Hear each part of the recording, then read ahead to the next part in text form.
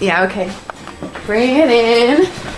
Okay, does it zoom? Look, check out Sarah's freaky eye. Cut it out. Come on, show the camera your eye. It's for YouTube.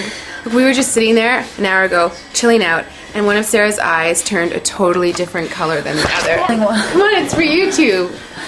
Sarah? Sarah, you okay? I was just kidding. What's happening? Sarah?